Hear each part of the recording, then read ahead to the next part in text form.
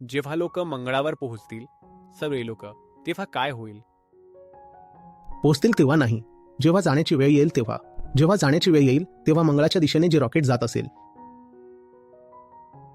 त्यामध्ये हे सर्व बिलियनियर आणि ट्रिलियनियर शिरत असतील. मोठभर लोक, अगदी मोठभर लोक. पृथ्वीच्या लोकसंख्येचा हजारावा किंवा लाखावा हिस्सा. हे लोक त्या रॉकेटमध्ये शिरत असतील आणि खाली पूर्ण पृथ्वीवर आग लागलेली असेल, जी आग त्याच लोकांनी लावली असेल जे आता त्या आगीतून सुरक्षितपणे, सकुशल आणि सुखरूप वाचून मंगळ ग्रहावर जात असतील. आणि त्या आगीत खाली कोण जळत असेल? सामान्य माणूस. हे रॉकेट असं जातंय त्याच्या आत.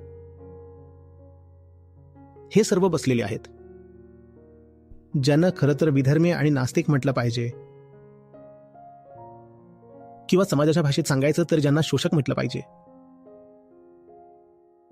हे लोक तिथं बसलेले आहेत आणि रॉकेट मंगळाच्या दिशेने जात आहे आणि खाली संपूर्ण पृथ्वीला आग लावून ते रॉकेटवर जात आहे.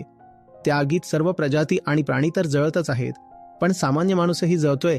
आणि तो सामान्य माणूस म्हणतोय, अरे अरे सर, जाण्यापूर्वी ऑटोग्राफ तर देऊन जा. मी तुमचा खूप मोठा फॅन आहे. तुम्ही माझे रोल मॉडेल आहात. सामान्य माणसाला तेव्हाही अक्कल येणार नाही. तुमच्या बोलण्याची पद्धत मला आवडते. तुम्ही ज्या प्रकारे संपत्ती गोळा करता तेही आवडतं.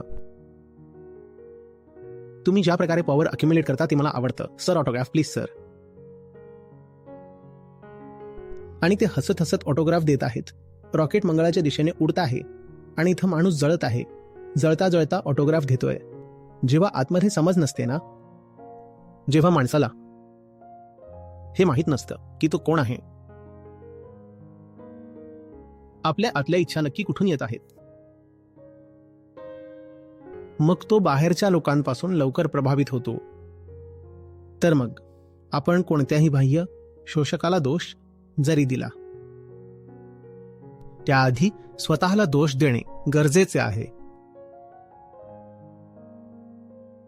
तुम्ही लुटले जायला तयार असाल तर कोणीतरी लुटणारा नक्कीच येईल. तर जास्त मूळ प्रश्न हा आहे की तुम्ही लुटले जायला तयारच का असता?